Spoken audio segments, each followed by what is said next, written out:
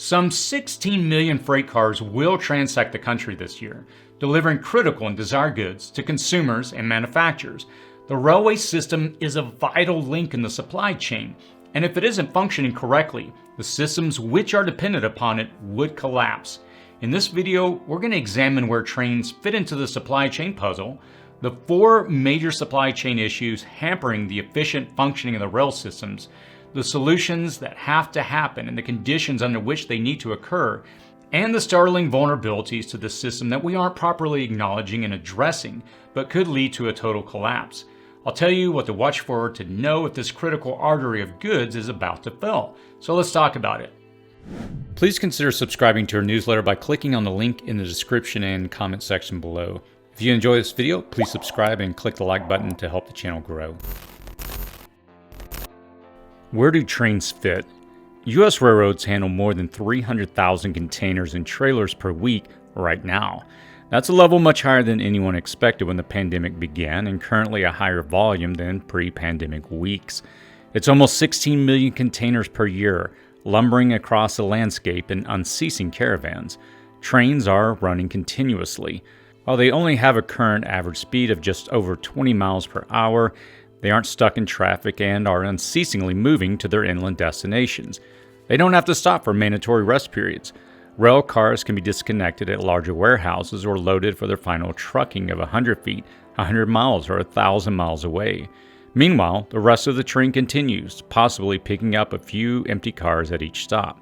In a perfect world, manufacturers produce products, fill containers, and ship those products to top consuming countries via ocean freight lines. The containers are offloaded at ports. In less than 7 days, the container is loaded onto a truck or a rail line and is on its way to warehouses, distribution centers, and retailers across the globe. The container is often taken to a facility and unpacked because it compromises a multitude of shipping orders, and the container isn't all one order. Wherever it gets unpacked, it needs to get to that location and its final location via truck, van, or train. Not all port terminals are connected directly to the rail system. Some are. Some are connected by their own internal rail system that connects to intermodal rail terminals. Some have an on-dock or near-dock rail facility. The near-dock ones require drayage or trucking to transport containers to rail terminals or distribution centers. Distribution centers are their own unique thing. Transloading facilities primarily transfer the contents of maritime containers packed with multiple orders to multiple destinations into domestic containers or smaller truckloads. It's common to have 3 smaller 40-foot maritime containers, unpacked, palletized, repacked, and transferred into 2 53-foot domestic containers for shipment to larger warehouses, distribution centers, and larger retail customers. To fully understand how systemic this supply chain congestion is, there's also a shortage of pallets. There was a lumber shortage in the United States due to COVID-19 shutting down the lumber mills for weeks. The surge in new house and renovation construction is consuming most of the wood available from the mills, resulting in a shortage of all pallets. Railways, as an integral intermodal piece of the supply chain house of cards, are bulging with the orders of consumer demand as economies struggle to regain footing from the COVID years. CSX, one of the largest Class 1 freight companies operating over 21,000 miles of track, reports intermodal travel up 22% over pre-COVID years, as some of the rails are being utilized more than in previous years, as some companies rise to try and meet the demand. That's not the case across the system, though. According to the Association of American Railroads, in September of 2021, U.S. intermodal traffic was down 7.3% year over year. Part of the sizable reduction at a time when operations need to be ramped up is due to labor shortage of rail workers and conductors. There was already a steep decline beginning in late 2018. Pandemic layoffs and furloughs exacerbated this decline, and the industry had lost 40,000 jobs by December of 2020. Some of these job losses are permanent. Railway companies are having a hard time enticing jaded workers so quickly released and furloughed at the first sign of dipping profits back to long hours, possible relocation, and low wages. Even before the pandemic, railway companies were downsizing to streamline operations by running fewer trains with more cars, changes that had already resulted in fewer workers. In the interest of tighter margins and higher profits, older locomotives were decommissioned and scrapped before the demand surge being experienced now. With fewer workers and fewer trains, The result is later deliveries and service cutbacks.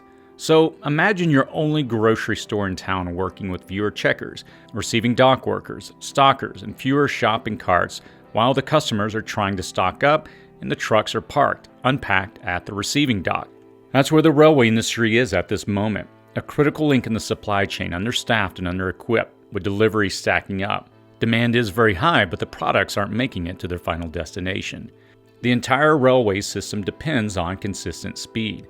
With box supply reduced, the port and trucking speed slowed, the warehouses and distribution systems hampered by labor shortages, simply increasing train speed isn't a solution. Getting trains onloaded and offloaded is the central issue. In addition to the labor and equipment issues, 4 primary problems in the supply chain all directly impact rail freight operations. 4 main supply chain problems. 4 main problems persist for the whole supply chain and specifically for the rail industry. Chassis shortage, a shortage of drayage capacity, intermodal terminal congestion, and slow container returns. There is a shortage of chassis. The trucking trailers known as chassis and used to ferry containers from dockside terminals have become difficult to find at the ports and rail yards. Typically, there are enough chassis in the finely tuned supply chain to handle the thousands of containers moving through the system. Surging demand, heavy flow of containers through ports that began in the middle of 2020, and the labor shortages being experienced by warehouses, distribution centers, and other cargo handlers have resulted in chassis being at their endpoint destinations and unavailable at the needed ports and intermodal rail terminals. There are dedicated company-owned chassis, and 1/4 to 1/3 are available for lease by independent truckers, and it is a fine-tuned and delicate system when working correctly. A lack of chassis means containers won't either move to the intermodal railway system or off the system to their next destination. This is where the second problem comes into play: drayage. There's a shortage of drayage. Drayage is the transport of goods over a short distance in the shipping and logistic industries. It is an essential service that involves shipping goods over a short distance between the long intermodal transport hauls. You can check out my other videos on the labor shortage and the trucking problem to better understand how this piece of it all isn't fitting neatly into the supply chain puzzle right now. I'll link to that video at the end of this one. Normally, a trucker picks up a chassis at a site near the ports, drives to the terminal to have a container loaded, takes it to the warehouse within a 100-mile radius, and then returns to repeat the operation. The problem with this system right now is twofold.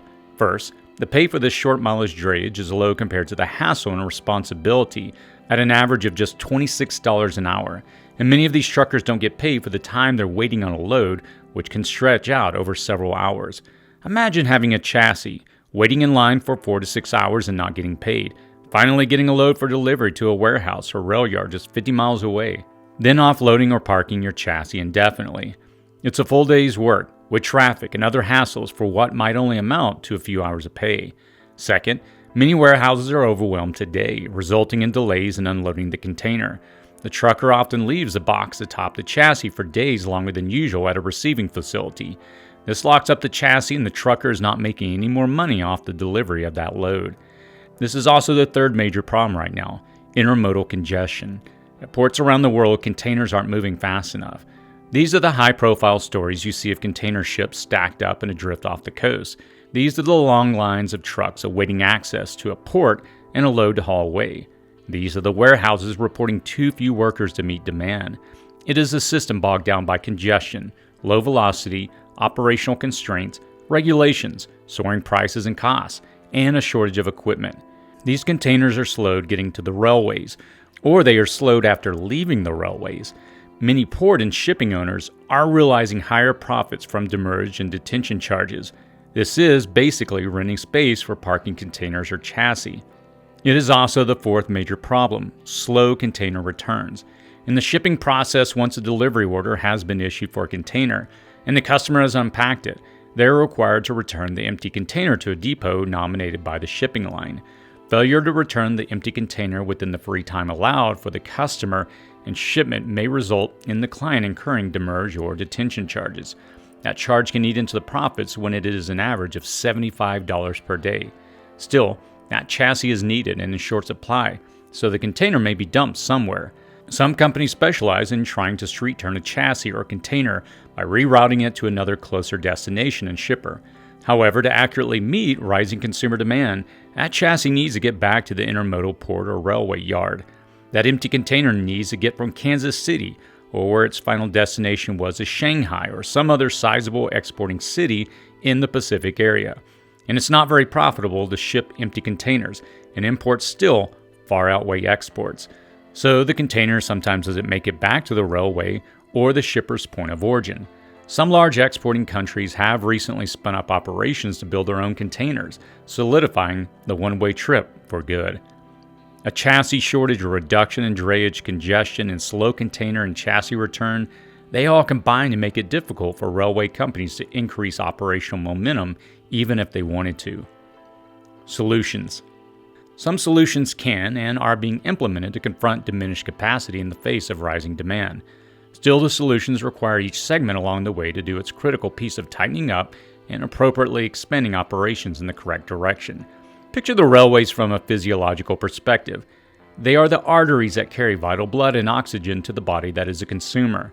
Consumer demand is exceedingly high right now. That's like the body physically working out. But those arteries, the railways, aren't very flexible right now and can't expand to accommodate the higher blood volume. The capillaries, the drayage, that get the oxygen-rich blood cells to the end cells that require it need to increase capacity to accommodate the arteries. At the very end of the physiological network where the blood is produced, it's being backed up and can't get into the narrow arteries of the railways, so it pulls. It pulls up off the coast and in the shipyards and in parking lots, wherever it can accumulate. At the heart of it are all the workers. The heart is running at decreased capacity, so it can't pump harder and faster to flood the arteries. The result of all this is that the body gets tired. Starved of oxygen, it yawns, but it can't get up to speed to accommodate the exertion, and it's bloated with undelivered blood. Each piece needs to do a little. Railroads specifically need to increase storage capacity to offload intermodal containers. Many railroads operate via a system that simply passes containers through, but there now is a need to temporarily and intentionally hold a container until it can get a proper slot on a train. Recently, Union Pacific held thousands of containers on rail cars in Chicago. At the same time, ocean carriers dealt with equipment and workforce shortages and warehousing constraints that slowed their ability to outgate containers from the ramp. Railroads need to increase coordination and efficiencies across all rail systems and rail hubs. They need to direct traffic better and more efficiently. They need to press back into service decommissioned or previously deemed inefficient and idle locomotives. In some cases, they need to reopen previously closed intermodal terminals. Railroads need to partner better with ports and trucking to move containers more efficiently. They need to staff up and recall workers from furlough while enticing new workers. It is a considerable challenge that the railroads can't solve alone. Some companies like Walmart have launched pilot programs to produce their own freight cars. The sub-privatization of the industry disrupts all rail freight operations. It is a solution for some that creates an even more significant problem for many. If the trucking industry and warehouses continue to have a shortage of workers, nothing will change. If consumer demand remains high and unmet, delivery times increase, and panic buying could occur, making things even worse. If the trade equation remains lopsided with more goods coming in than are going out, things will resemble more late-stage capitalism than they ever will restore to normative economics. What you need to know and watch for. Assuming you're not a captain of industry or barren executive of the railways, there are things you need to know and watch for. Understanding that almost all goods, parts, equipment, even Christmas gifts you don't truly need are going to come to you by railway at some point along their transit. You need to know how things can get worse and what you can reasonably expect to become unavailable in the short term. So much depends on the rail system. Wheat, coal, televisions, fertilizers, smartphones, oil, chemicals, raw materials, vehicles, medicines, and just about anything you can think of that is vital for your life. If this critical artery of transport doesn't flow more efficiently and at greater capacity, expect fewer choices on everything from groceries to hardware to vehicles and more. As mentioned earlier, shortages can ignite panic buying, and that can cause flare-ups throughout the system. Beyond the consumer, though, critical infrastructure systems will be poorly and shoddily maintained if parts and equipment are slowed or halted. This could result in failures that require shipments of new parts manufactured overseas before they can be restored to operation. Power, gas, or water system failures will go from a few hours of interrupted service to maybe days or even weeks. Watch for inclement weather, storms in the south and Midwest regions, or blizzards in the north to further complicate the railway system.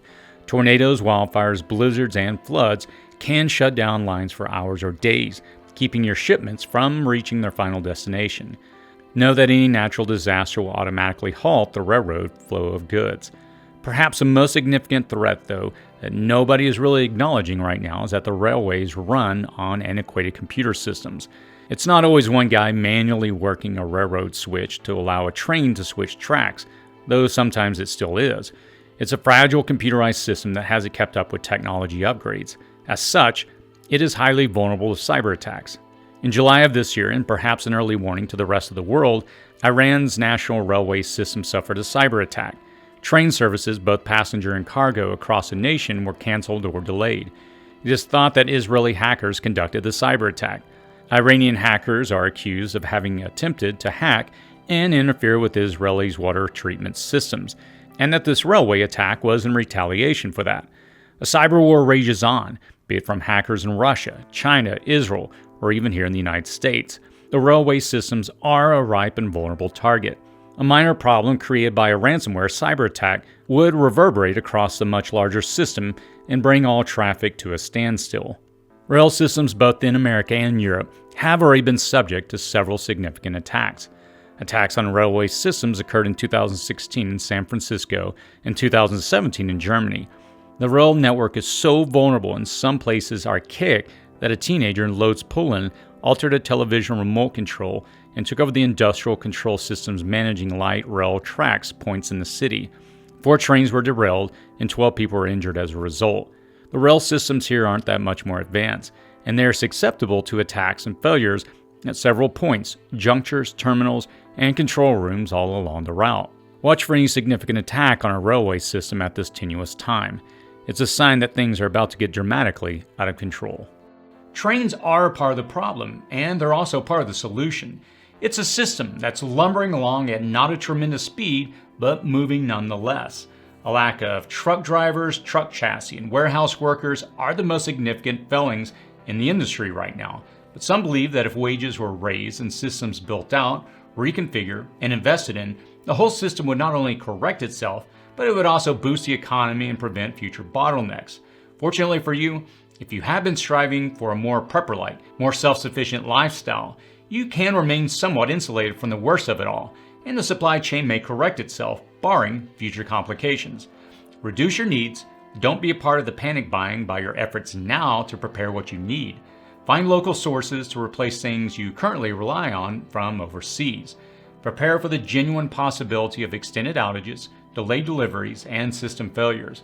There's an awful lot that needs to go right for the system to correct itself at this point, but there's even more right now that can go wrong with it still. Do you see the supply chain restoring itself, or are we only at the beginning of this crisis that will get much worse before it gets any better? Do you agree that the railway system is one of the most vulnerable links in the supply chain? Let me know in the comments below. I try to read many of the comments and respond to them when I can, and that's typically within the first hour of releasing a video. Give this video a thumbs up and help me spread the word about this vulnerable piece of our supply chain before it's too late.